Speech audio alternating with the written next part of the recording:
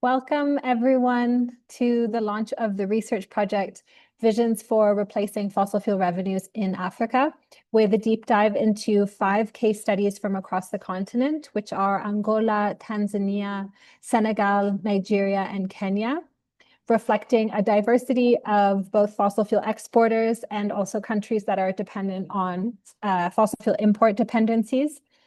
And this African-led research explores potential pathways to diversify our economies to be able to replace fossil fuel revenues and plan a managed and just transition from fossil fuels that is underpinned by both national and international cooperation. We are super excited that you've joined us here today in the midst of London Climate Action Week. Please feel free to introduce yourselves in the chat and where you're joining us from, the organization or collective or movement that you're part of, and why you're here and what you're hoping to learn. And just a reminder that the session is being recorded today for folks that were not able to make it, so we'll be able to share with them in future. My name is Sabla Samuel, and I'm the head of Africa Campaigns and Advocacy with the Fossil Fuel Treaty Initiative. I'm based in Addis Ababa, Ethiopia, and I'll be facilitating the session with all of you today. The interventions that you'll hear today will be in English and French, and we have interpretation available for this launch by the wonderful interpreter Kiki Tassi. So please select the interpretation icon at the bottom of your screen and select the language of your choice. This research launch comes at a critical time for many reasons. There were nearly 60 countries that just gathered in the cold port of Santa Marta, Colombia in April of this year for the first international conference on transitioning away from fossil fuels. This was a collective space to discuss the how, not the if, of the energy transition, and was grounded in 3 central tracks, all of which are very relevant for today's launch.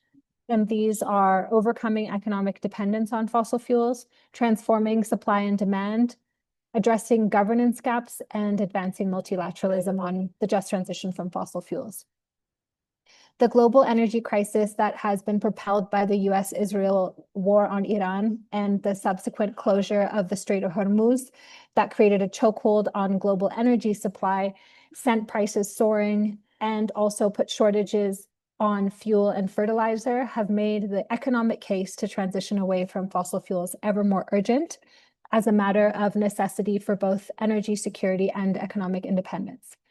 This is a vital conversation for action, no matter where your country lies on the fossil fuel import to export spectrum. As we will learn from the speakers, these visions for replacing fossil fuels across Africa are important for fossil fuel export dominant economies, where coal, oil, and gas exports are representing a significant share of both export earnings and public revenues, and are exposed to global price shocks and demand shifts that create unstable revenues, fossil fuel infrastructure lock-in and stranded asset risk. This is also an important conversation for fossil fuel import-dependent economies who are fiscally exposed to trade, currency change, and global price shocks that affect affordability, inflation, and cost of living, as well as government deficits by subsidizing rising fuel costs to artificially keep prices low. And we've seen many of these consequences with fossil fuel importers across the continent as a result of the ongoing global energy crisis. And for countries who both export and import fossil fuels at different stages between raw materials and refined products, these countries are exposed to many of the risks all at once. As the report points out, that the main risks are unstable public revenues, high dependence on imported fuel, limited refining capacity, and pressure from exchange rate changes. So today is really a conversation. It's a space to hear from the brilliant researchers and teams who have responded to our call for African-led research on what visions beyond fossil fuel revenues could look like, with their backgrounds ranging from academic researchers to infrastructure developers to energy engineers to even former oil and gas executives. So this diversity has been able to bring together a range of experiences and perspectives to this visioning. And this space is a dialogue and conversation to hear different proposals on building African economies beyond fossil fuels, exploring and identifying where there are spaces and opportunities for economic diversification and industrialization, and designing how international cooperation can support some of these mechanisms for structural economic transformation. This is also an exercise in deep listening for us as an initiative working to build a just world beyond fossil fuels. We are accountable to the nations participating in the initiative, as well as a network of 4,000 plus institutions who have supported the proposals and the ideals, values, and principles that have been developed together to guide this initiative forward. So as we listen and learn from these findings, we also reflect on how to tackle and address some of these structural barriers via international cooperation and the strategic leverage that only blocs of countries can achieve together. So we are really fortunate to be joined today by brilliant researchers from across our continent who are envisioning pathways beyond the economic fragility that is derived from dependence on the volatile commodities of fossil fuels. We'll be guided by two teams of researchers who concentrated on these very questions through the lenses of Kenya, Angola, Tanzania, Senegal, and Nigeria. They will share the country case studies, including the national context around fossil fuel dependencies, and then reflect on the following questions. What sectors show the most promise for the country to transition, replacing its fossil fuel revenues? What policy processes or future research and evidence can catalyze this process of replacing revenues? And what forms of regional and international cooperation can enable the country to replace its fossil fuel revenues? I will now take a moment to introduce you to our incredible speakers and then introduce them more in detail when they present their case studies, and then we can get started. And as we go, please feel free to put any questions that come up directly in the chat.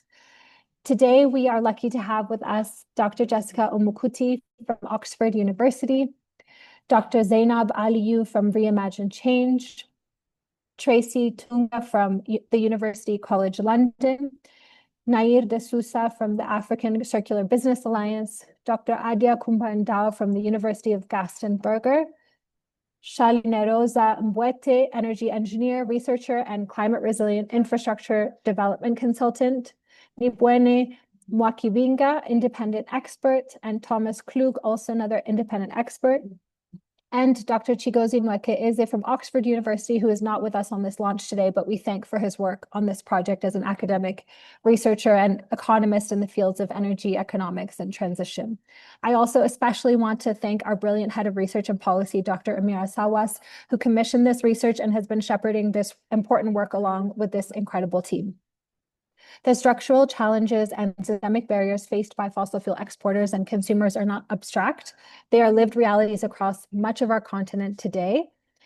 And the proposals they share are different proposals we can reflect on as we continue to think through the mechanisms we can offer via international cooperation to address and overcome the structural barriers to the energy transition that prioritize economic diversification, manufacturing and industrialization, and structural transformation. So we will begin by hearing the country case studies and then turn to the regional perspectives. We'll hear both from the perspectives and experiences of legacy fossil fuel producers on our continent, such as Nigeria and Angola. We'll also hear from the experiences of fossil fuel newcomers, Senegal and Tanzania, and then to the equally important case of fossil fuel consumers with Kenya before hearing from regional perspectives.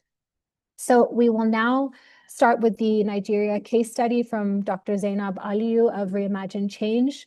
She is a climate justice and sustainable development expert with extensive experience in just transition and capacity development for civil movements across Africa.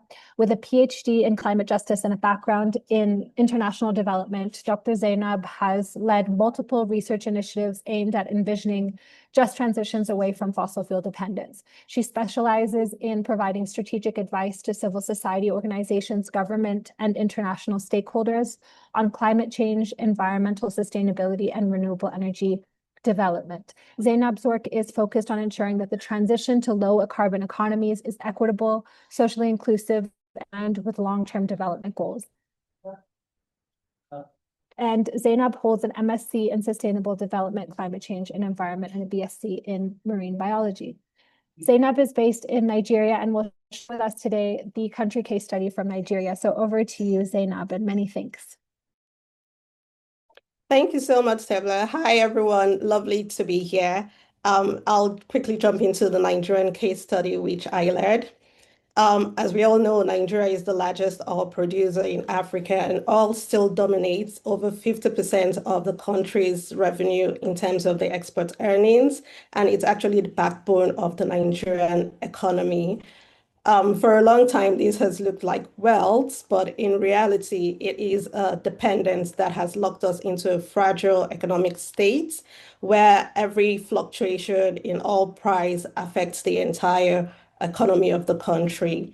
And because of the dependency of oil, it's also crowded out other industries in the country. Agriculture, that was once the backbone of the country, now produces less than 10% of the country's GDP. And today, Nigeria faces significant challenge in the rise of the transition. We have underinvestment in the green sector, in the economy. We have a growing global demand for oil, which is decreasing, I beg your pardon. So there is actually a transition away from fossil fuel. How does this actually affect Nigeria as a country? So when I started out this research, my research question was really focused on understanding how Nigeria can replace fossil fuel revenues while creating job, building resilience, and then long-term prosperity for the country. A quick run of the methodology. So I adopted a mixed methods where I started with a desktop review of the literature, looking backwards, trying to understand the historical context of the country vis-a-vis where we're going forward to ensure that we avoid repeating the same mistakes. And there was also a mapping of the organizations within Nigeria that are actively involved within the climate and energy space. I was able to map 31 organization. I also participated in peer learning engagements and events with organizations like the Africa Policy Research Institute, the Nigeria Council of Climate Change, the Nigerian Economic Summit Group, Ministry of Finance, Ministry of Budget, and also had the opportunity to speak with senior practitioners from the government, civil society organization, the private sector, and also the finance, development finance institutions. Um, what are the visions for replacing fossil fuel in Nigeria? Unsurprisingly, everyone knows that the country has and still depends heavily on oil. But with diversification, I think it's no longer a matter of whether or not Nigeria should transition. It has become imperative.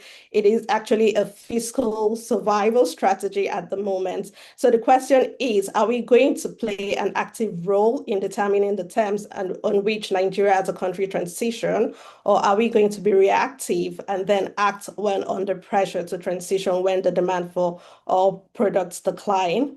The research has shown that there is no single replacement for fossil fuel transition. Rather, there is a portfolio of strategic diversification strategy that the country can adopt. So there is actually good news, and the good news is that as a country, Nigeria has genuine assets that it can actually build on to enable this transition. So we do have an abundance of solar. We have vast agricultural land, of which over 67% of it is still uncultivated. We have a booming fintech sector, and our creative industry is gaining global recognition. So the transition actually is a welcome development for the country. It presents a lot of opportunities for us. However, it must be anchored in social equity because we want to recognize the harm that the oil exploration has done, particularly the people of Niger Delta. So they must be centered in whatever conversation that we have around the transition and the path forward. So we must include the lens of social justice and equity. How can we balance practical wins with longer term ambition? I think for the near future, in the near term up until the 3-year mark, we can actually immediately begin to scale solar mini grids across the country. This is already being done by the Rural Electrification Agency in Nigeria. Over 800 mini grids have been scaled in rural areas, creating more job opportunities. Over 50,000 jobs have been created and giving access to rural communities as well. There's also the opportunity to develop agro-processing hubs around the country. This is also in motion. We currently have agro-processing hubs in 7 states in Nigeria, and there are plans that are ongoing to scale it up into 24 states across the country. We're currently the largest producers of cassava.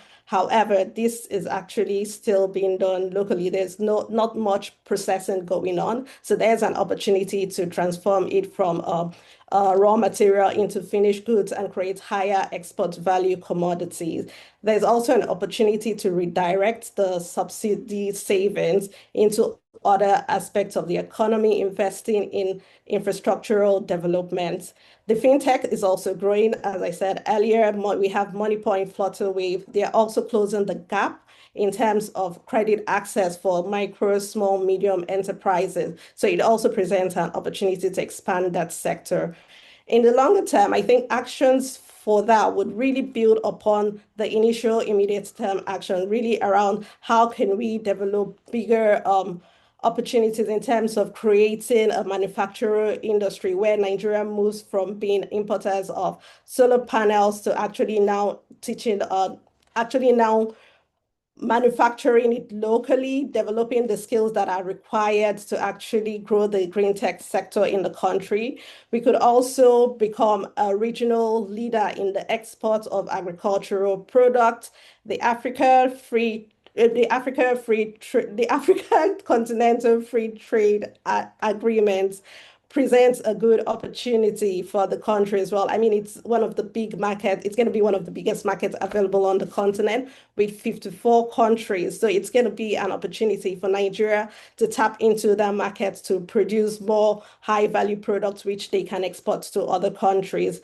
There's also the opportunity to begin to invest in the critical mineral sector, but that requires a lot of governance, policy, and also financial investment to begin to grow that sector. Looking at these different sectors, I wouldn't say that there's need to focus on one over the other. I think all of them needs to be grown together in tandem. But yes, we recognize that the renewable energy sector has the highest potential and is the highest priority in terms of creating energy access for over 92 million Nigerians that still lack access to energy. Also, the country enjoys over 8 hours of sunlight daily, so there's an abundance of solar in the country. We have the organization like the World Bank, who already invested over $750 million in their projects around scaling electricity in the country. And then there's also opportunities to create jobs that have been projected to surpass the amount of jobs that are being provided by the oil and gas sector. So when we look at all of this together and also bringing in the creative sector with Nigerians gaining recognition on the global stage, the opportunity to expand that cultural leverage which the country has and the booming fintech. For the fintech, it's already projected that the sector would generate up to $18 billion in revenue this year.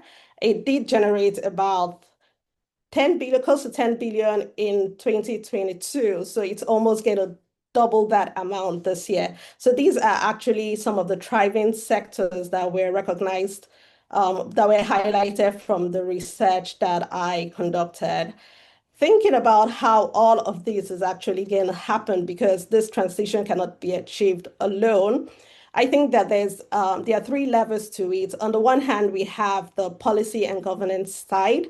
So while interviewing stakeholders for this research, many of them repeatedly highlighted that there is need to have stronger policy and governance around the transition. They highlighted the National Economic Diversification Master Plan, the carbon market framework, which needs to be developed. It's ongoing and it still needs to be scaled and enhanced. There's need to provide more renewable energy incentive to encourage the transition. There also need to be governance policies around workforce transition. There needs to be further research around how many people are going to experience job loss in which sectors of the economy, vis-a-vis the job creation that's going to happen as a result of the transition. So that's on the governance policy side. There's the lever, which is around the research. We definitely still have lots of research gaps that are necessary to move on to the implementation side. We need to know exactly in terms of the revenue how much we need some kind of modeling in terms of the revenue generation by sector. For instance, how much revenue can each sector generate realistically over a period of time by 2020, by 2024, by 2020, 2050, by 2040, by 2030. And this will give us an idea on how we can face the transition as well. We need granular data as to the carbon credits from the land use, we need more feasibility studies around that to enable all of the planning that goes into the transition. We cannot transition without finance. Finance is a big gap for Nigeria as a country. We barely have enough. We just have barely around 20% to fund our indices and are looking towards the international community to provide additional funds to be able to finance the indices. So climate finance is a priority fix for the country. We need also to gain more access to the DFIs at the international level in terms of investment, to bring more investment into the country through the Global Climate Fund, the GEFs, and other international corporations. And I think that this is an opportunity for us. And one of the things Nigeria can do is also to sign up to the Fossil Fuel Treaty, because it is actually going to present an opportunity that the country can leverage on. Taking the example of Colombia, which I think signed up to the treaty, and it gave them an advantage, and they were able to access credits of up to $40 billion for transition investment. And I think Nigeria is actually better positioned than Colombia in terms of the economic scale and also the renewable resource endowment that the country enjoys. So signing up to the treaty would provide the additional support that the country would need. At the continental level, there's also the need to align its priorities with the ECOWAS to build its ports facilities to reduce barriers to trade so that it can really tap into the African Continental Free Trade Agreement. On the national level, there are also organizations that provide credits, for instance, the Bank of Industry, Infra Credits, they provide credits to SMEs around the transition to also de-risk the sector. And I think this needs to be encouraged for them. I think that consistently for Nigeria, it's really a matter of principle, a matter of political will, and having the right economic condition to be able to move forward. So yeah, the priorities would be, again, I repeat, operationalizing a climate change fund at the national level, which is already a conversation that is in progress, and it's also part of the Nigerian Climate Change Act, signing the Fossil Fuel Treaty, immediate scale up of solar mini grids, and also developing capacity to access international climate finance, just summarizing the priority areas. Um, I'm happy to hand over back to you, Sebler, and yeah, looking Thank forward to answering you. some questions at the end. Thank you so much, Dr. Zainab, for your intervention, all the findings from Nigeria, which I think is really important for our continent as the biggest oil producer in sub-Saharan Africa. And I think it was very powerful how you framed the need to diversify these revenues as a fiscal survival strategy. And if we're going to be playing an active role in setting these terms or being reactive to shifting demand and stranded asset risk. Thank you so much also for uplifting the possibilities in industrialization and agro-processing, in identifying the huge potential that we also have from solar as a continent, to move from exporting raw materials to actually manufacturing in our own countries across the continent, and really building that manufacturing power in the green sort of shift and into green technologies, and also making really clear that producing fossil fuels does not guarantee energy access, and really exemplifying the around 90 million Nigerians that still lack access to electricity. And we have the potential to really achieve that access by diversifying to renewable sources of power. So thank you so much for sharing this with us. We will now hear from the experiences of fossil fuel newcomer, Tanzania. from Shalinero Senambwete Nimbwene Mwakibinga. So Shali is an energy engineer, researcher, and climate resilient infrastructure development consultant with over 8 years of experience in advising, designing, and implementing climate resilient infrastructure projects across the energy and transport sector in Africa. She has a track record in implementing infrastructure programs, providing technical assistance to key regional institutions such as the AU Commission, the AU Development Agency, as well as supporting international cooperation initiatives through GIZ. And she has regional and international experience and a master's in energy engineering and a bachelor's in electrical engineering. Shali is based between Tanzania and Rwanda, and Nimbwene is an independent expert who holds a master's degree in international affairs from the Hertie School in Berlin, where she focused on European governance, and a bachelor's in international relations. Her professional background is in the energy transition sector, focusing on topics such as renewable hydrogen, international cooperation, and just energy transitions. She has experience with IRENA, with the UNFCCC, with GIZ, with the Research Institute for Sustainability and the Potsdam Institute for Climate Impact Research. She's explored energy access and related topics through her master's thesis, concentrating on the role of non-state actors in Tanzania's energy access sector. So over to you, Shali and Nimbwene. Thank you so much. Thank you. Thank you, Sabla. So I will start our presentation. Thank you, Tommy. Yes, so good afternoon, everyone. Thank you for joining us. Welcome. My name is Nimbwene. So the central question that our report addresses is how can African countries plan a pathway away from dependency on fossil fuels? And this also led us to this title, Visions for Replacing Fossil Fuel Revenues in Africa.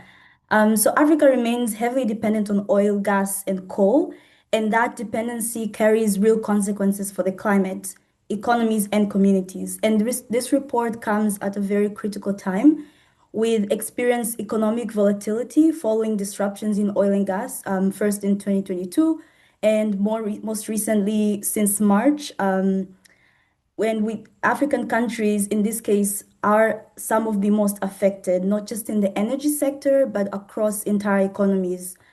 And the question driving this research, the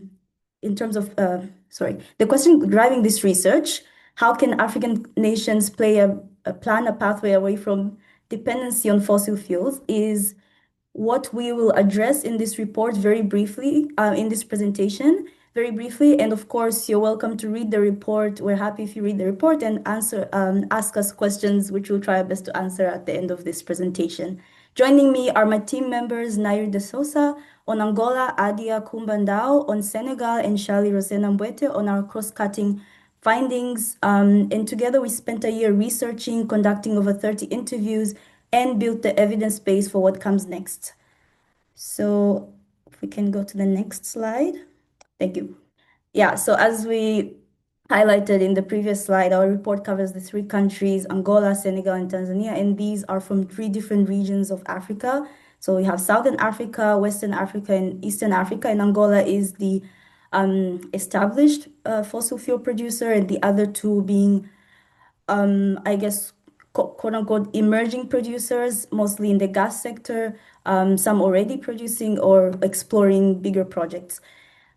So we conducted at least 30 expert interviews with government actors, civil society, academics, as well as private sector actors in the energy sector, as well as other sectors which we identified as alternative sectors for fossil fuel revenue generation in these countries. And this research took place between January and October 2025. So if you read the report, you'll notice maybe some numbers are not as up to date. But we tried our best also most recently, I think a month ago, to address some more prominent issues that have come up recently in the global energy sector. And our methods were interviews, field observation from experience, and also literature review.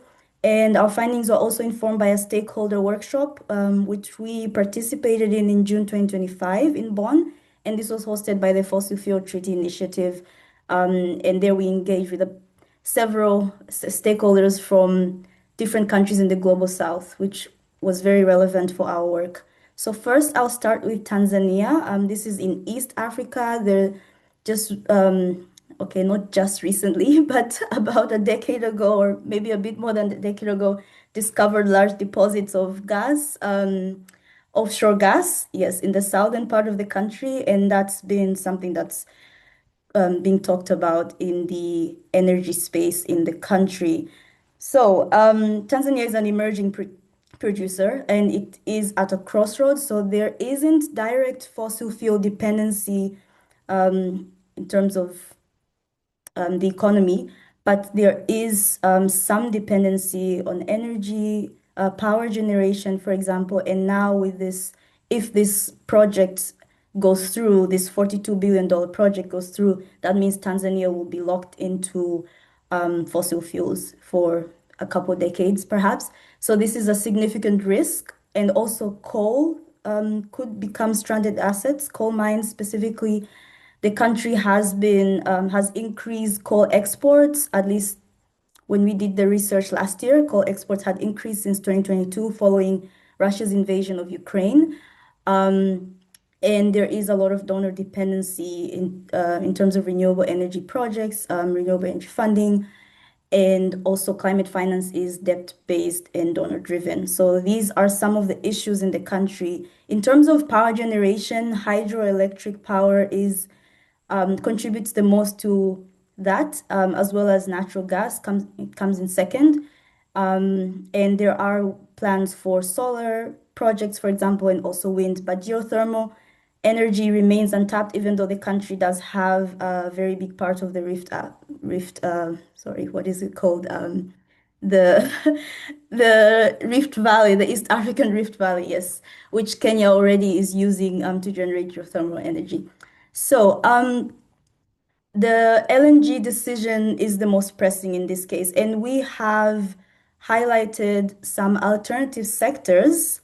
If we could go to the next slide, some alternative sectors that could be looked at to replace revenues that could be generated from sectors like coal and also LNG, because this LNG project is $42 billion, so it's expected to generate a lot of revenue.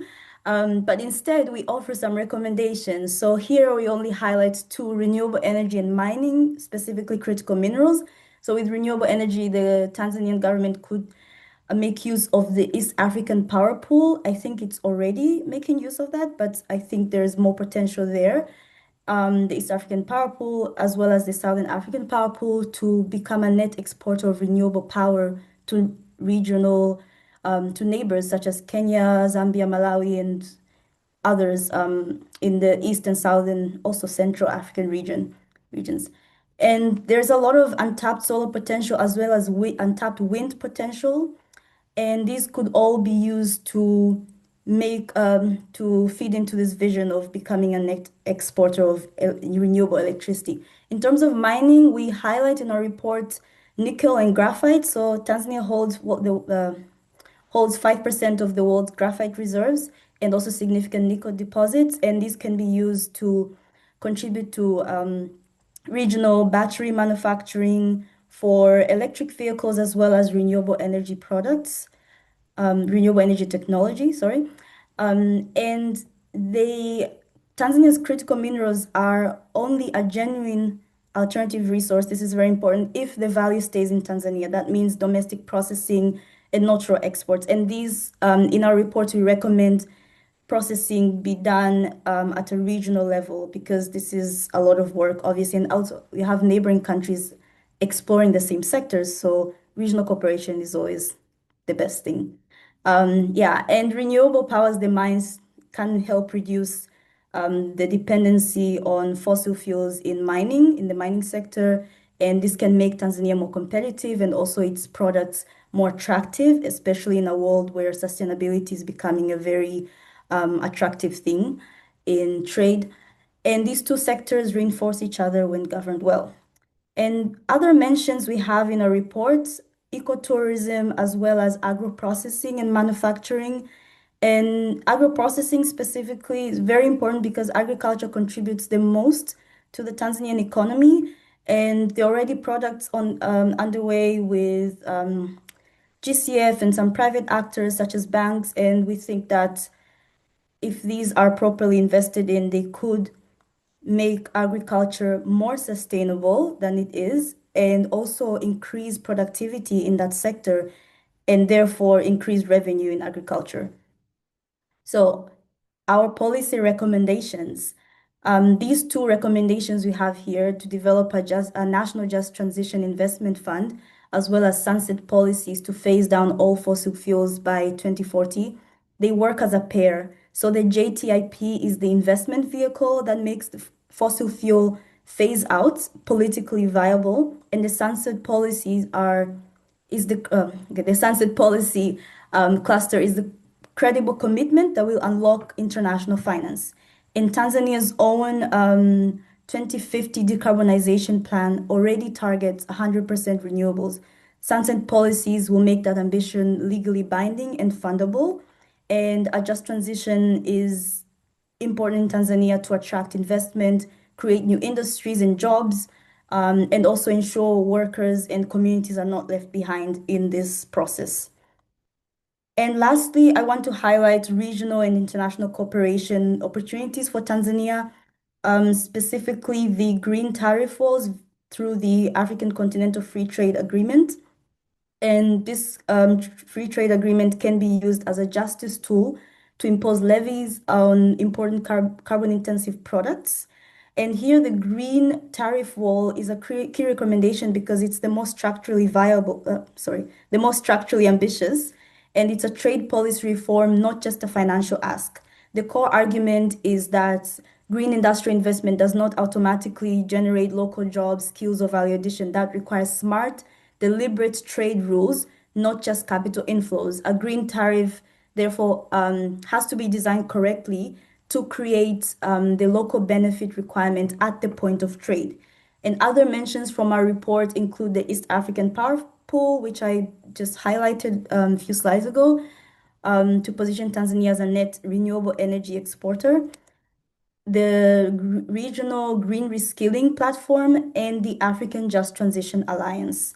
And the connecting idea across all four is that none of them can be achieved by Tanzania acting alone. Regional cooperation is very important, and not only regional cooperation, but also international cooperation with funding countries and other countries across the global south to get the message across and advocate for more responsibility from historical emitters and more funding also. Thank you. So, Thank you, yeah. Mnibone. We have to wrap up for this country case study, if that's okay.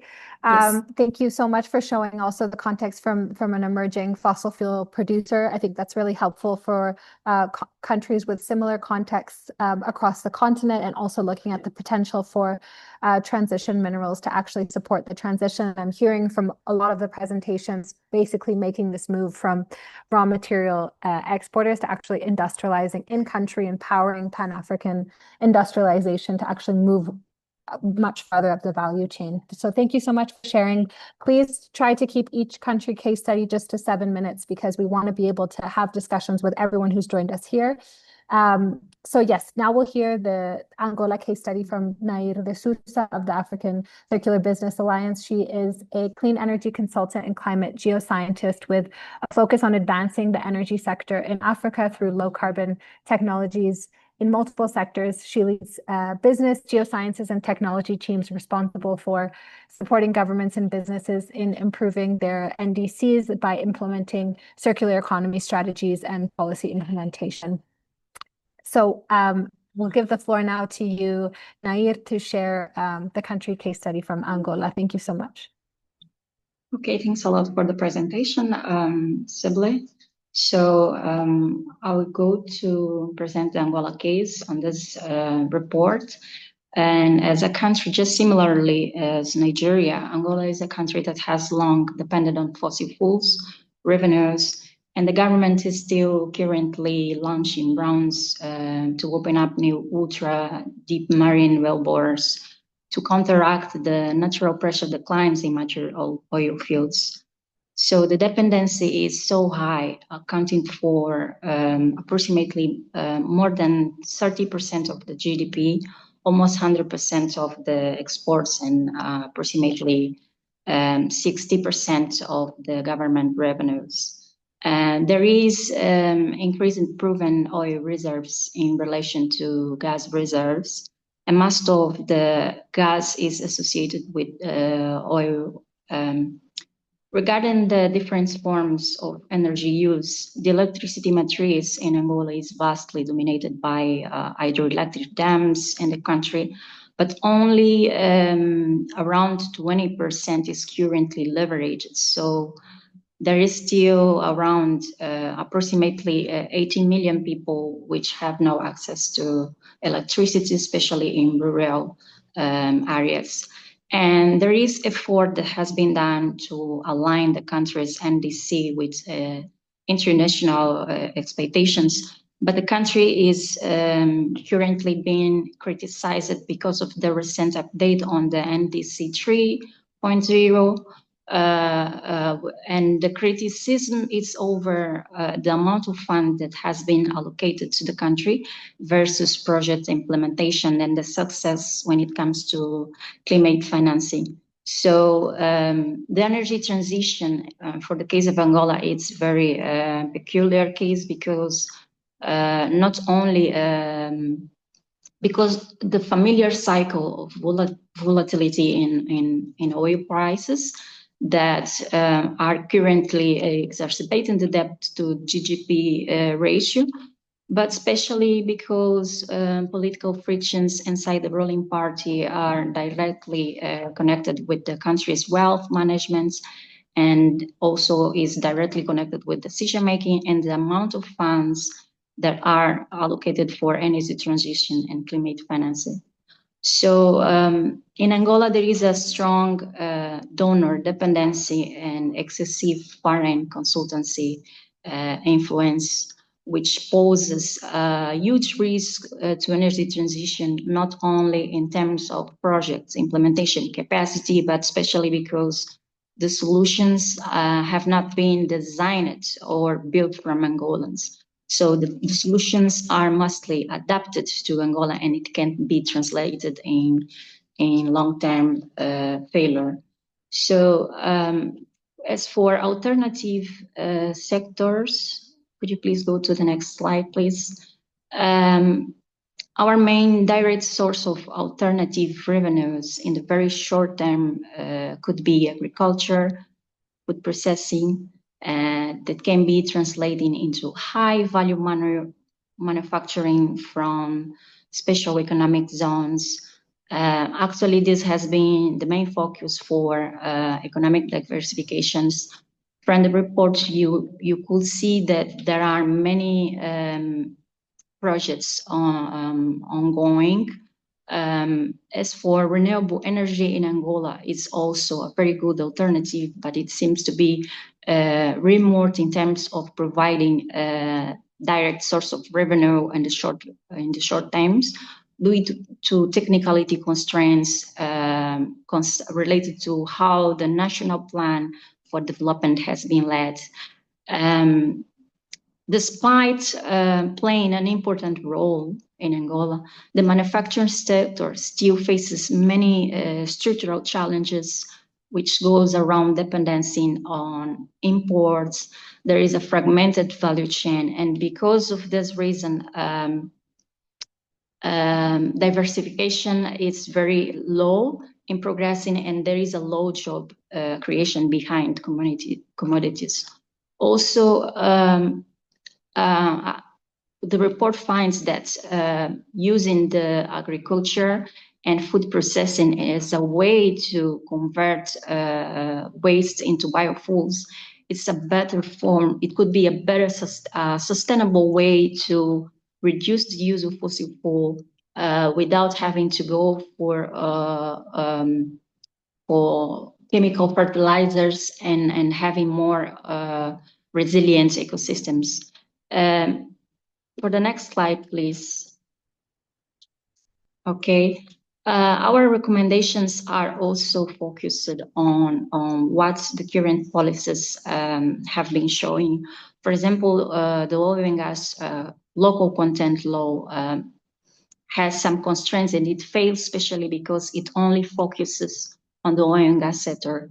It ignores what the other sectors which are directly connected with the oil and gas sector, which are the agriculture and also the transport sector.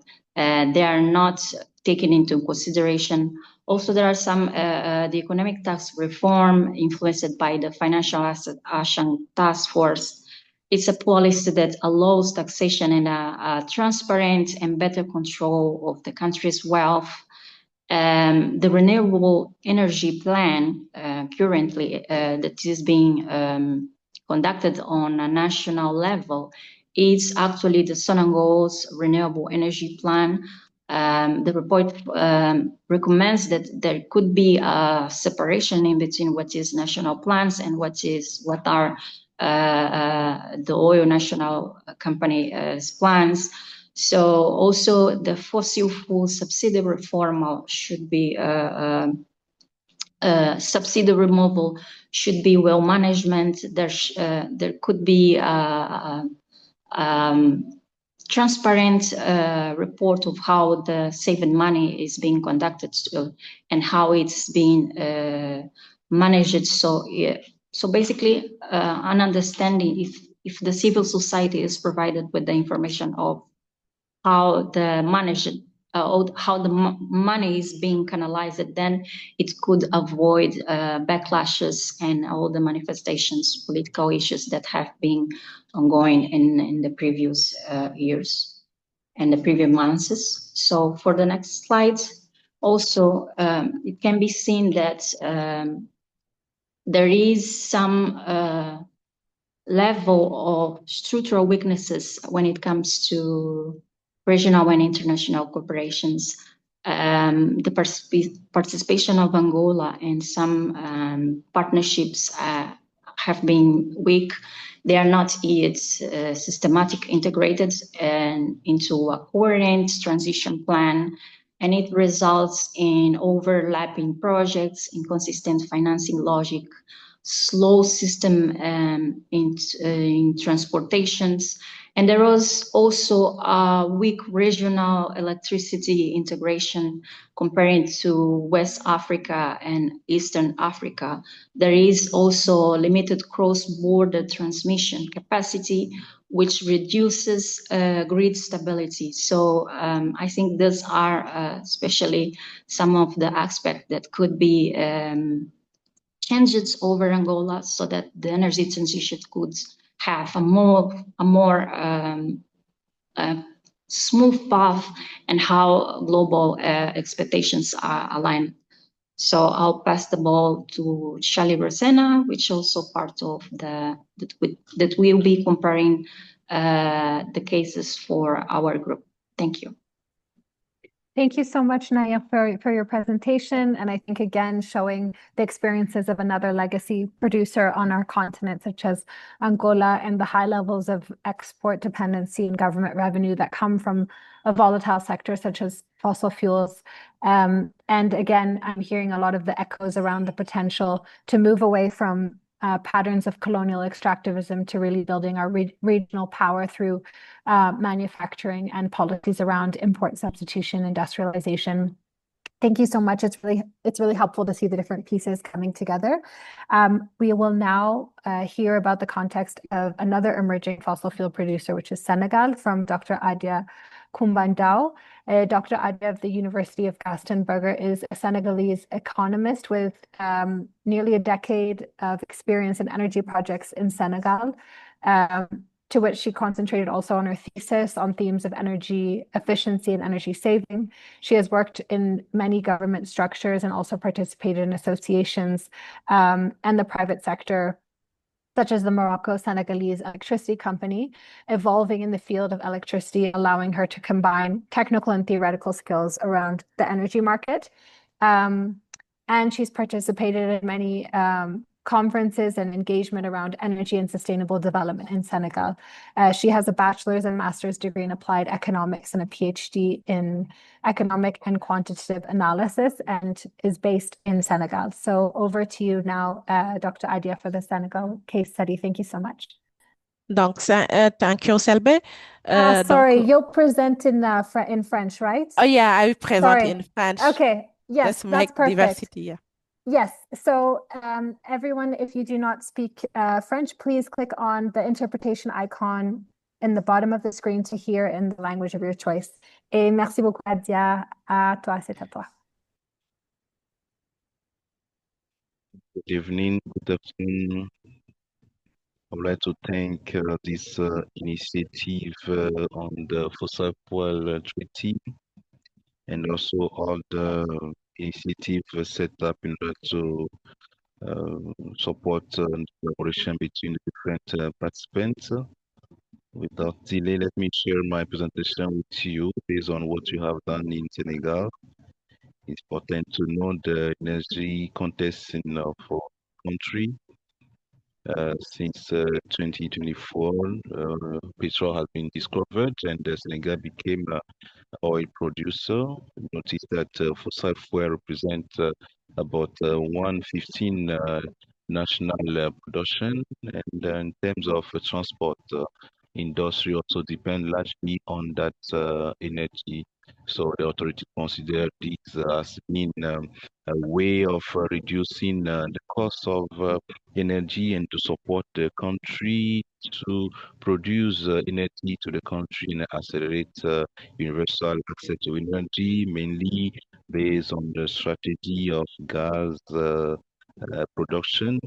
And we have set up a plan to support the energy plan in the country. But those opportunities are followed by an important risk, mainly massive investment that have been made in the gas infrastructure, like conversion of power plants and the refineries as well. We estimate that billions of dollars are needed to create or to set up those power plants based on the international context. We also notice the disappearance or the increase of the cost of oil in the world, and this has as a result a lot of problems in our country. There's a lot of system or sector has been affected, like fishery, for instance, and we can notice that a lot of people have been affected. So without talking about the risk linked to the health, to the environment, so facing these challenges, it's very important to identify the sector that are able to support the economy. That's why we are talking about this research. First of all, the renewable energy sectors. We have some point here. We have a very important potential in solar and wind beyond the production of electricity. Green electricity, we have a lot of experts that estimate that Senegal could develop a local pool of training people in solar panel production, and also we have national potentials. We have also a lot of potential in hydroelectricity. This will be also an important ways of producing energy in our country. We can also produce biofuel that will be also useful to the country, and this will contribute a lot to the decarbonization of the country, because we know that Senegal depends a lot on fossil fuel. We can create all those source of fuel in the country, like biofuel, and this will support a lot the electricity in our country. So these are some points we have identified.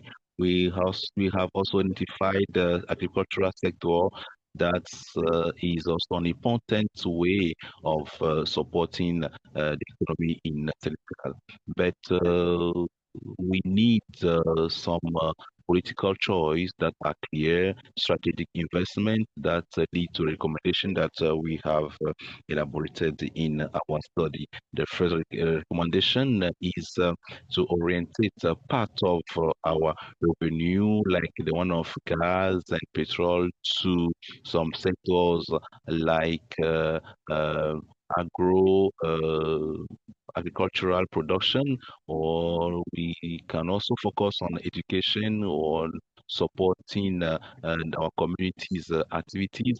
We have also need to diversify our ways of production in terms of economy. You have to also create a platform of investment. I think some of my colleagues have talked about it, but we also need to set up politics in order to extend uh, renewable energy. I think that we have to support also our NDCs to develop also some strategy in terms of uh, of economy. So it's very important that transition in Senegal is not possible unless we work all together.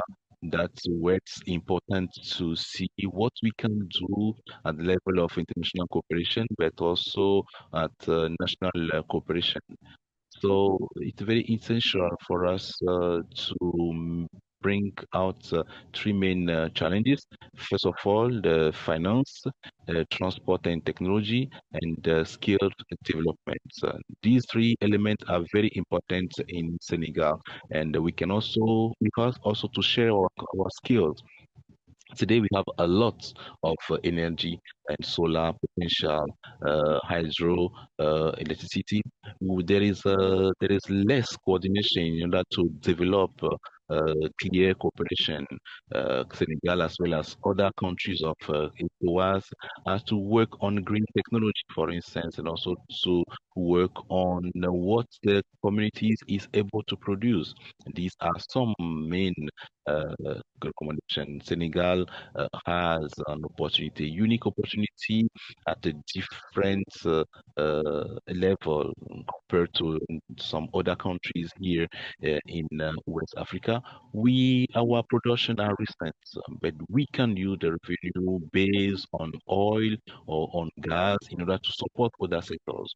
We have to support the transition and also to create some values that will help our communities and our economy to boost. Thank you so much for your attention. Thanks a lot. Thanks, Dr. Aja, for your presentation and to show us the economic diversity in Senegal based on the We will now hear from the context of Kenya, which is a fossil fuel importer as many other countries on the continent. And this country case study will be presented by Tracy Tungab of the University College London. She is an energy and climate expert with over 8 years of experience in the design and implementation of renewable energy and climate transition projects in developing countries in Africa and Asia, with a proven ability to deliver high impact research and technical analysis and engage stakeholders to develop pathways for equitable transitions. So Tracy has an MSc in renewable energy technology and sustainability and a BSc in chemical and process engineering. And I just want to share, Tracy, also there's different members of the Ministry of Energy and Petroleum that have joined from Kenya today. So I'm sure they'll be really keen to hear what you have to share. Thank you so much, and over to you, Tracy. Thank you so much, Seble. I think, it's very exciting to hear from all the speakers, and I'm also excited that quite a lot of Kenyans are in this call. Name is Tracy. I was leading on the research on economic diversification from beyond fossil fuels in Kenya. I think one of the striking things is that Kenya is quite different to the other countries we've talked about. So there's quite a lot of countries like Nigeria who are very big exporters and depend quite heavily on fossil fuels. I think Kenya, on the other side, leads on renewable energy. And of course, Sebla, as you've said, I see quite a lot of people from the Renewable Energy Directorate and the Ministry of Energy here, so must commend them. Quite 90% of our electricity comes from renewables. This is geothermal, wind power, hydropower. And there have been quite a lot of bold policies and projects that have enabled or increased electricity access from 13% to over 75% in just a decade. So Kenya is doing very well in terms of renewable energy. But on the flip side of this, we still depend on fossil fuels for a quarter of our energy. And this is mainly on things like transportation, on industry, and also on the residential sectors. Petroleum products are the most expensive things we import, and this costs about $4 billion annually, which is quite a lot. We don't just spend on importing fuel. We also spend on fuel stabilization, and as other countries will call them, fossil fuel subsidies. So, for example, between 2021 and 2024, Kenya spent about 169 billion shillings to stabilize fuel. And to put this in perspective, this is about the money we spend in a fiscal year for health. Beyond that, since we discovered oil in Turkana, the government has been spending quite a little bit of money to try to extract this oil and get it ready for full production. Now, I'm not going to go through all the risks and of why continued reliance on fossil fuels is harmful to us, not just through health and environment, but also because we risk stranded assets in the future. There's the discussion we usually have about debt trap diplomacy we are seeing in other countries where countries are borrowing loans that are unsustainable or under terms that they do not really understand. I think one of the key things that I got from interviewing quite a different stakeholders in Kenya is that we have quite a lot of debt, and because we have fossil fuel reserves, this can help us tackle this debt. So currently the debt in Kenya is around 12 trillion Kenyan shillings, which is around 70% of our GDP. Currently, the country makes fossil fuel revenue in two ways. One is from taxes, levies from the petroleum imports. And the second way it makes imports is through royalties from the oil we've started exporting from Turkana. So this, from the latest figures, amounts to around 421 million shillings. If we use all this money to repay our debt, it will take us over 30,000 years. And some would argue that, well, this is just the beginning, and there's potential to scale this to full production, in which case we'll still get even up to 220 billion per year. It will still take us 50 to 131 years to pay this debt. I think on the flip side, if you look at other sectors, there's some very key high growth sectors that would help us pay this debt faster and help us transition faster into a low carbon economy. I think one of them is renewable energy, and a lot has happened in Kenya on this. It's created hundreds of thousands of jobs in the past few years. It's set to create, the solar sector alone will create about over 100,000 jobs in the next few years. Kenya is still a growing country. Demand will go up in the next years. Transport is growing. It's going to grow by 15 times in the next few years. Manufacturing is expanding. So renewable energy gives quite a lot of space for us to expand our revenue.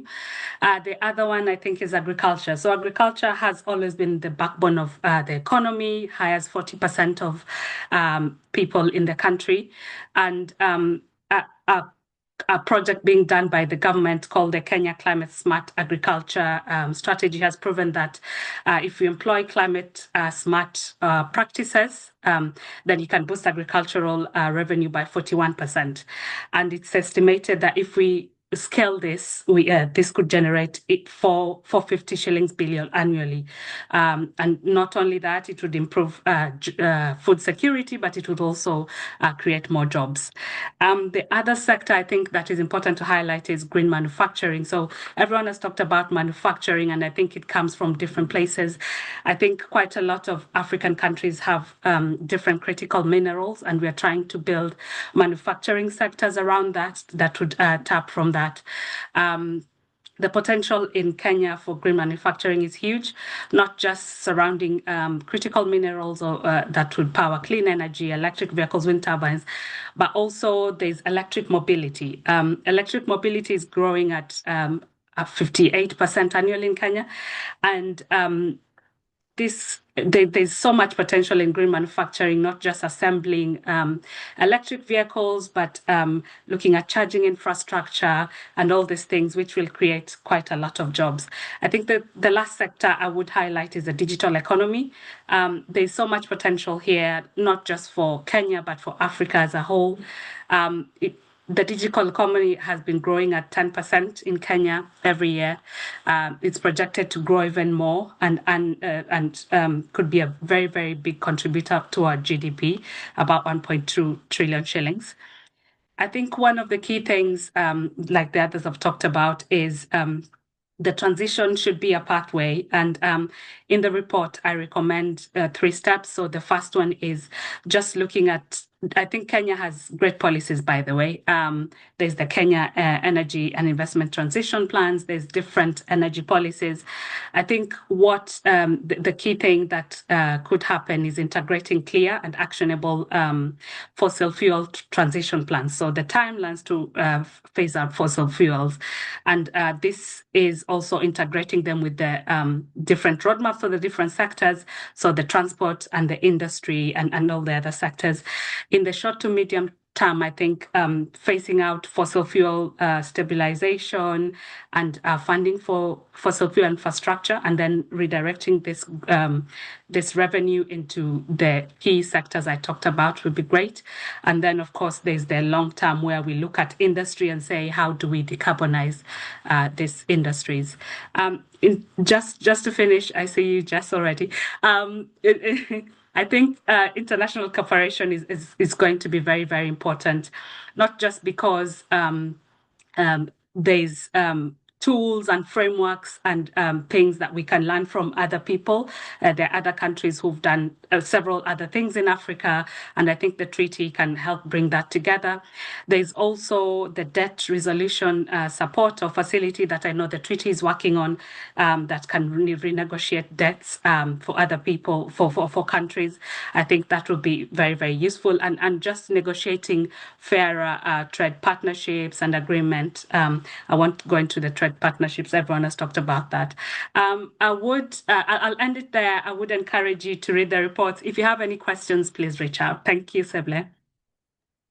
Thank you so much, Tracy, for sharing all these reflections that are really vital for fossil fuel consumers across the continent to free up their fiscal space. And I know it's a context that many countries across the continent share.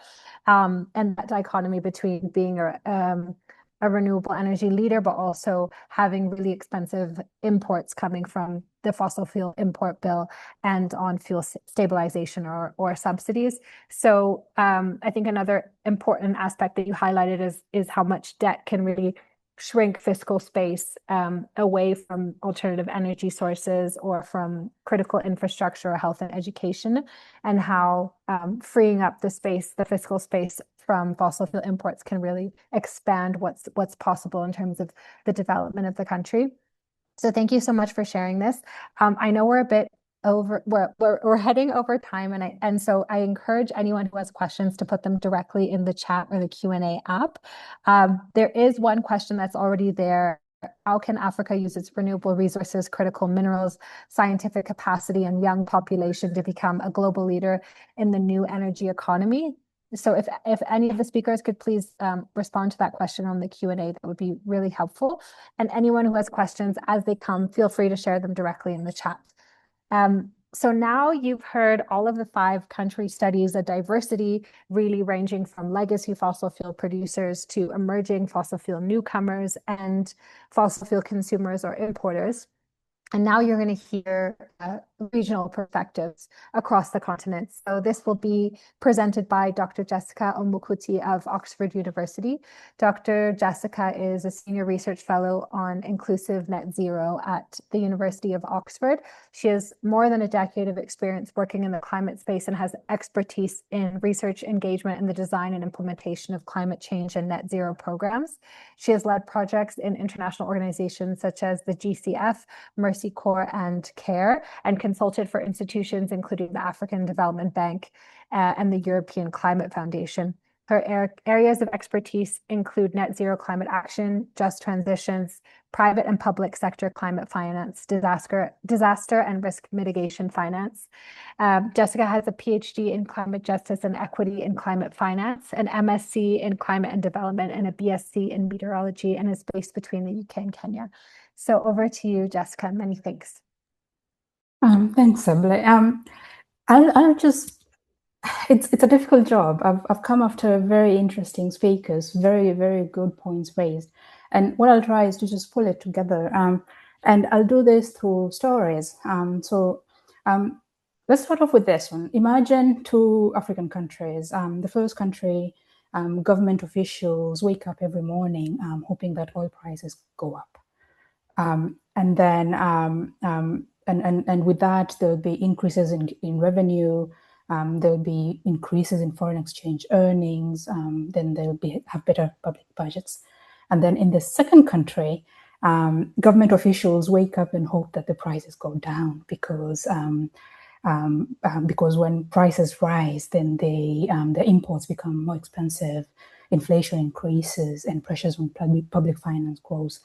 And we can, from the case studies we've heard, we can see where each country would fall. And in some cases, the countries fall in both of those categories. For example, Nigeria exports, but also imports. And so it wakes up hoping that prices go up, but also prices of exports go up, but also prices of imports go down. And so in each of these cases, a country celebrates, one country celebrates high oil prices, while the other one really fears them. And at first glance, these countries look the same, but they're really not. They're both kind of, in a way, so they export, but they also import. But then, to some extent, they're kind of also quite similar because they share the same problem. They're both vulnerable to fossil fuel dependence. And this is the core of what you've seen across the three presentations. And too often, conversations about fossil fuels in Africa are framed as a simple choice between development and climate action. But the evidence that we've heard so far, it tells us a more complex problem. The question is not whether fossil fuels generate income for countries. Fossil fuels do, so we're not debating that, it's a fact. The question, the real question, I think, is whether dependence on fossil fuel creates economies that are resilient enough to thrive in a rapidly changing world. And we're seeing this world emerge, we're already there. And what we're seeing from across the presentations is that heavy dependence on fossil fuels creates economic vulnerabilities that African countries can no longer afford, both as a continent, but also individually from also the cases that you have seen. And today I'd like to share three quite quickly. I'll emphasize two and then just summarize one, some of the insights from the work we've done. The first one is that dependence creates economic vulnerability. And the second one is that producing energy does not really translate into energy access. And we've heard a lot about that. And then third is that economic diversification, which we've also heard about, is a pathway towards greater resilience. And so first, which I'll spend a bit more time on, is that is the vulnerability that emerges from fossil fuel dependence. And so imagine building your household. Most of us here have families. You have a household budget, but you build it around one single salary that changes every month. And so today you have $10, tomorrow you have $3, and then the month after you have $1. How would you plan for your children's education? How would you save? Probably how you're not even able to make any long-term investments because you're just worried about the next day, every day. You have a bit more this month and then you're saving for the next month. And those savings actually just go away the moment you get there. And effectively, the challenge faced by many fossil fuel dependent economies is similar to this household. When government revenues depend heavily on fossil fuels, both for exports, but also when you import them and depend on them for for energy generation, then your public finances get tied to global commodity prices.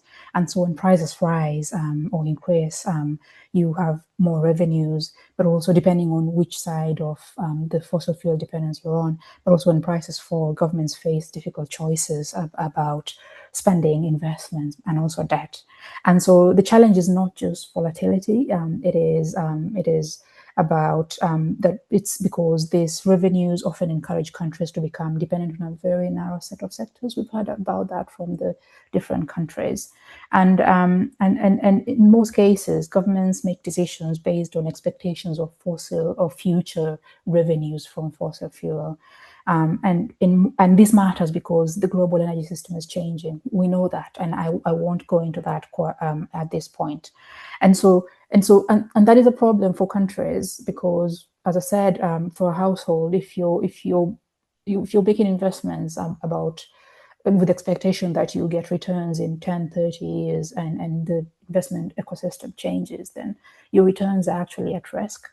The second point I want to pass through is we've heard this about Africa is very rich in resources, and that shapes how that has shaped how we've engaged with those resources, but also it kind of shapes discussions on how countries and the continent can engage with those resources. And they're both, we talk about renewables, but also critical minerals, as most of the people have talked about. And that links back to energy poverty and energy access and what we've heard so far. And then the third one, is issues related to economic diversification. And so imagine that you're a community that is that depends also on one single outcome, and the opportunities to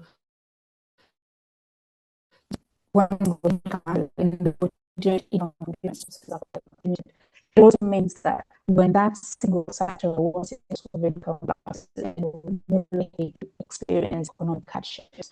And what we're talking about opportunities for countries, the whole African continent, to think about alternative sources of income generation, alternative sources to achieve development, but also ways to ensure that they are able to address the energy poverty that is on the continent. And so what we're saying is that there's different pathways for the continent to reach economic diversification, and we've also heard a lot about that.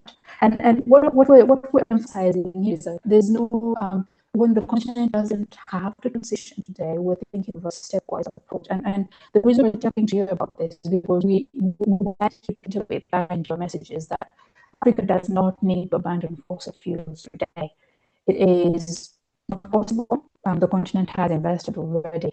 We're thinking of a long-term approach where we've provided steps both in the immediate, short, medium, and long term for countries to adopt to ensure that in the long term, by the middle of the century, because we know by the middle of the century, fossil fuels will have become less attractive as avenues of investment. And so the steps that countries can take and the whole continent can take to kind of steadily move away from fossil fuels while also increasing their Sorry, Jessica, to interrupt. It's just the connection is cutting a little bit. If you could try maybe without your video, if it's a clear connection. The sound is just not coming out clear. Good thing is or terrible thing. I am done. Oh, now it's back. Now it's back. Okay. How far did I lose you? Can you repeat from the economic diversification? I was hearing it chopped. That's okay. So what we're saying is that if the continent is to fully move away from fossil fuels, then there's need to explore the opportunities for generating income and ensuring equitable development across nations. And the speakers have mentioned the different ways that countries can do that, and I think we can also apply those lessons to other countries that are not in the case studies, that we've talked about today. And basically, what we're saying is that there's no single pathway for countries to achieve a transition away from fossil fuels. And we're saying that countries and the continent does not need to abandon fossil fuels today. It's more of a steady path towards movement away from fossil fuels. And so the steps that countries can put in place in the immediate term, and then there's short-term things that they can do, and then there's medium-term and long-term steps that countries can do. And the message today is that it is not one single pathway. So Nigeria will have its own pathway, Kenya will do, Angola and Tanzania will have their own approaches, and countries need to own them. But also we realize that there's need for international cooperation in that. And so we've highlighted the basics for international cooperation that, and as Tracy said, issues to do with debt, issues to do with broader frameworks for financing. And just to just conclude this is that we will need structures that are designed by countries, and this is quite important because we want African countries to define how they want to move away from fossil fuels, but also the countries will own. And so going back to international cooperation about this, I hope most of that came through, and yeah, thank you. Thank you so much, Dr. Jessica. I found it really enthralling to listen, and especially all the analogies that you were making about different officials waking up, hoping the price goes up, hoping the price goes down. Feels like a bit of a gamble, and either way, countries are exposed to the volatility of global price shocks of fossil fuels. And thank you for highlighting the different ways that fossil fuel dependence creates economic vulnerability, and really asking that question: how do you plan as a nation when the budget is based on a volatile energy source, and having public finances tied to global commodity prices and the influences that makes on government spending or debt accumulation. And I think we've also heard from the experiences of Nigeria and Angola also how the production of fossil fuels does not translate necessarily into energy access. And so there are multiple pathways towards economic diversification to actually strengthen our economic standing and the energy access in our different countries. So thank you so much for sharing. I want to flag that there's a couple more questions in the chat and in the Q&A, if folks could please have a look around if Africa should adopt renewable technologies from abroad or begin its own domestic model of production, and another one around mobilizing finance resources. And now I want to give the space, and please allow us to go maybe 10 minutes over time. I would now give a moment to Shalinero Saimbwete, who I introduced earlier, who is an energy engineer, researcher, and climate resilient infrastructure development consultant, to share the regional analysis from Angola, Tanzania, and Senegal before we sort of close. But in the meantime, please feel free to keep sharing the questions that you have in the chat and in the Q&A for all of our great speakers. So thank you so much. Over to you, Shali. Thank you, Sabla. Hopefully I'm saying your name well. I mean, I think most of this has already been said, but I'm going to dive into what the three cases of Tanzania, Angola, and Senegal really tell us together, right? So we have an established oil giant, a brand new gas producer, and an emerging LNG prospect. And yet across all these three countries, the same four structural conclusions kept on appearing to us. The first being that, which also I believe Dr. Zainab has sort of expanded on this when she was talking about Nigeria, is that no single sector can replace fossil fuel revenues. In Angola, in Tanzania, in Senegal, no one sector can do that, but a diversified portfolio built around renewable energy, specifically for these three countries as an anchor, and critical minerals for foreign exchange, and also agro-processing for jobs can be able to do that. But the mix, of course, will differ by country, and but the pattern remains consistent. The danger here comes in replacing one extractive dependency with another raw mineral exporter. With another raw mineral exports instead of like raw oil exports. The second being political economy is the binding constraint here, right? So we've heard from Angola where we see that the energy policy is so concentrated in the presidency that every electoral cycle sort of creates a strategic uncertainty for long-term climate investment. I think this is also a similar trend in other African countries too, not only Angola. In Senegal too, we see that the government is simultaneously promoting gas expansions and climate commitments, which is like a contradiction that will eventually break because these are like two different sides. And then in Tanzania, of course, is the big LNG project, which provides LNG lock-in risk, which is great as precisely because the revenues actually haven't even materialized yet, right? So decisions that are being made now in Tanzania will determine whether the transition happens at all. So in all these three cases of these three countries, what we believe that the missing ingredient is not like just political will, but in abstract, it's an independent institution that can be able to outlast some of these individual leaders.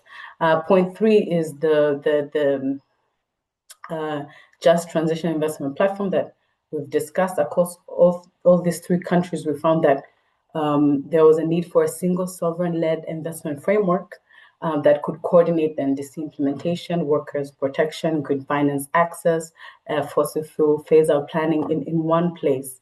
And also the last is structural barriers, which I believe has also been mentioned by the previous speaker and also all the other speakers, that structural barriers requires international solutions, right? Debt traps, investor-state dispute mechanism that allows fossil companies to be able to sue governments for phasing out, donor-led financing that comes as loans rather than grants, and intellectual property barriers to green technology. None of these can be solved at the national level alone. I think this has already been echoed quite a lot. Next slide, please. So the transition is possible. The evidence from this country shows that what is missing is not the vision, really, right? It's things that I have mentioned. And then something that we find that is important and I want to address is the question that really sits underneath everything we've presented today in our three countries, which I believe that every African minister and also even international investor is asking, right? The question of gas. What about gas? All these three countries that we've talked about are at a critical crossroads in terms of gas development, placing them at the center of the debate of whether natural gas can legitimately serve as a bridge fuel for African economies. And the critiques are there, right? They're serious and evidence-based. Gas is not clean, it's not cheap, and it's increasingly not necessary. Gas plants built have like a 20 to 30 year lifespan, locking in infrastructure long past the net zero deadline. The concept of even gas as a bridge fuel has also been like systematically debunked, right? But in Senegal and Tanzania, the gas projects are being planned are also like primarily what we've seen are for LNG export to Europe and not really to benefit the African countries, the communities facing energy poverty. There could be a component of domestic use, but really mostly it's for LNG export. And what is our response to that, right? So what we say, it's not gas, no gas forever. It is gas only under 4 legal binding conditions, or we call them the 4 red lines, which is like these conditions are no export orientation, 50% revenue ring financing for green investment, transparent and responsible wealth management, and also I believe this was also mentioned in the case study of Tanzania, sunset clause until 2040. Without these 4 conditions, we believe gas is not a bridge, but it's a trap. And with them being enforced through domestic legislation and not donor goodwill, gas can be a temporary control tool to finance the renewable industrialization that probably will have lasted. And our findings align with the African position at the Santa Marta, the conference. And also, I believe it also aligns with the team that did the research on Nigeria and Kenya. And that is like, we need a managed, conditional, time-bound use of fossil fuels. And it's not a concession to the fossil industry, but a fiscal responsible pathway to a just transition.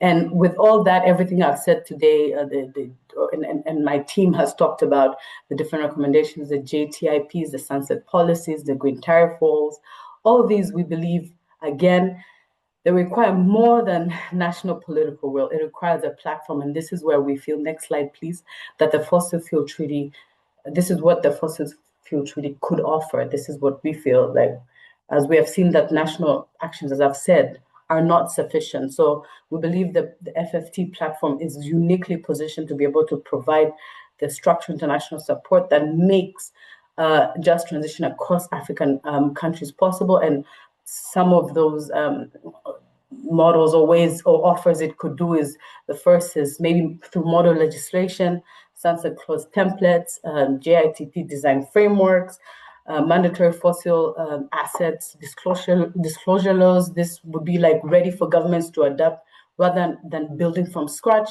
And of course, technical assistance in sort of providing implementation support for JTIPs and green taxonomy. And also the third would be peer review and transparency, therefore creating a mutual accountability between member states and builds the trust. And also lastly would be diplomatic and trade support, maybe through the African Free Continental Trade Agreement, tariff negotiations, debt for climate swap advocacy with IMF or World Bank. You know, the structural international changes that no single country can negotiate alone. And with all that, we started this project with a simple question: is it possible to replace fossil fuel revenues in Africa without sacrificing development? And after a year of research, my team believes it is, but only if some of the conditions that we've mentioned are able to be fulfilled, and also if the international community stops offering African nations loans where we need grants, conditionality where we need solidarity, and promises where we need legislations. And above all, and most importantly, probably echoed very loudly the last few years, we believe Africa's transition must be owned and led by Africans. Thank you. Thank you so much, Shali, for your presentation. A really powerful way to close out with the question of sovereignty and how we must, as a continent, own our transition and our full sovereignty.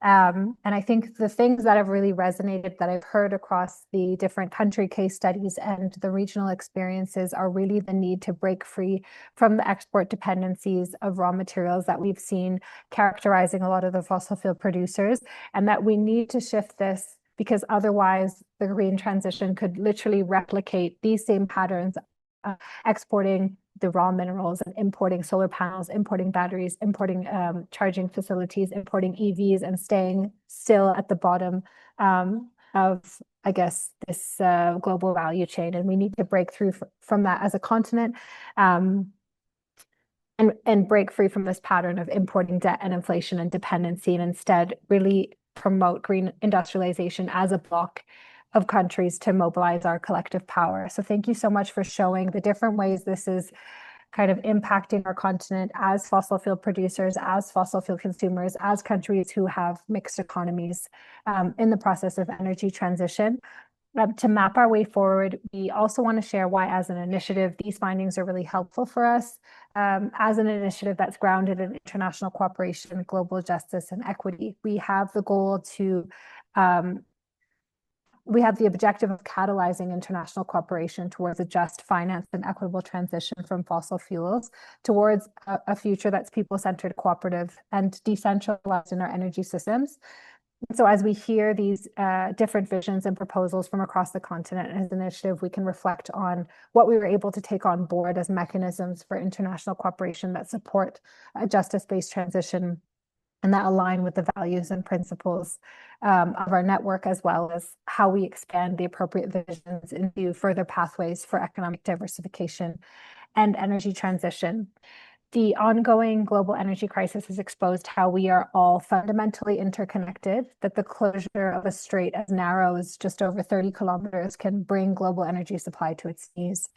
And this is a reminder to all of us that domestic action alone is not enough to transition beyond fossil fuels, that while national policy change is essential, it must be underpinned by international cooperation. And we've heard from these different case studies and regional perspectives how important this is for the African continent, as we are up against many structural barriers such as a rising debt crisis, prohibitive capital costs on renewable energy, and an unfair trade regime that really shrinks the fiscal space to make a just energy transition truly possible. And the main backbone of our proposal is that international cooperation is a fundamentally necessary pathway to embed justice and equity as prerequisites to the transition. And as you've heard from some of the speakers, and I also wanted to quote the research paper by Dr. Jessica Mukuti, that domestic reforms for the energy transition and to replace fossil fuel revenues are necessary but not sufficient. Without changes in global finance, trade, and technology access, African countries will face limited options in managing the transition. Many of the challenges we discussed, such as high borrowing costs, dependence on exports, unstable revenues, and uncertain global demand, are influenced by financial and trade systems beyond national control. The constraints that limit African countries' ability to move away from fossil fuels, expand renewable energy, and diversify our economies cannot be addressed through domestic reforms alone.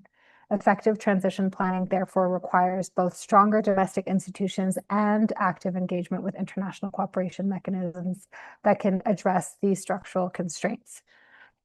So I think it's very important to have those connections in mind, that as nations alone, we cannot achieve as much as what we can do together, and that this is necessary to break free from these structural barriers. So as an initiative, we are in this process of collective ideation and consultation to hear from researchers, from experiences on the front lines, from decision makers, to understand this landscape of proposals and solutions beyond the fossil fuel and energy crisis that deliver economic justice and social transformation. And this really helps us as an initiative to also reflect and guide us in the types of ideas and proposals that a fossil fuel treaty could hold, and the proposals that we can put forward to governments who are the participating nations of the initiative and will ultimately be the ones to bring this fossil fuel treaty to life.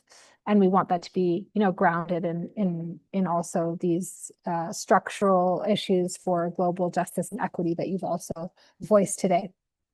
So I see that there's a couple questions that are still in the chat, so I would encourage anyone who has not yet responded to do so. Thank you so much, everyone, for participating, and thank you for staying with us as we went a little bit over time. I'd like to give a massive thank you and appreciation to Dr. Amira Sawas, who I said before is the head of research and policy at the Fossil Fuel Treaty Initiative, for first imagining this research project and understanding the urgency and importance of African-led economic and structural visions and proposals to replace fossil fuel revenues and import dependencies, and both imagine and design these distinct futures. I think it can be so easy sometimes to articulate what we're up against, but much more difficult to really envision and design what these alternative futures can look like. So I really want to thank and commend her for putting this call on the table. And I want to thank all the researchers who responded to this call. Thank you to Dr. Jessica Omukuti from Oxford University, to Dr. Zainab Aliyu from Imagine Change, to Tracy Tunga from University College London, from Nair de Sousa from African Circular Business Alliance, to Dr. Adia Kumbandao from the University of Gaston Berger, from Shalinero Sena Mbwete, the energy engineer and researcher, to Mbwene Mwakibinga and Thomas Klug, both independent researchers, for all together showing us what some of these visions and pathways might look like across fossil fuel exporters, consumers, and mixed economies, and for sharing all your thoughtful research and insights to guide us through the visioning and onwards. I want to also say a big thank you to Khalil Garbi of Knox Art and Design for beautifully designing the research pieces that you will soon have in your hands, and to Christine and Biti for making the comms shine as always and reach media and journalists for this important work, and also to our incredible interpreter Kiki Tassi for making the session available to so many more people across our continent in French. And a huge thank you, as always, to our incredibly calm tech guru, Zoe, for holding this all together and making it always feel so smooth. And a massive thank you to each and every one of you for joining us today. We are super excited to share this research for you. The reports are being uploaded to the research publications on the Fossil Fuel Treaty Initiative's website as we speak, and you will find the fresh reports in your inbox by tomorrow.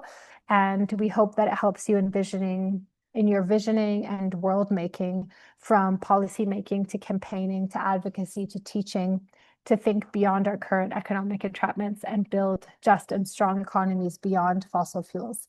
Thank you so much for participating in this session. We will share the recording with you on the Fossil Fuel Treaty Initiative YouTube, and we look forward to staying connected with you as we build momentum for these distinct visions together. Thank you so much.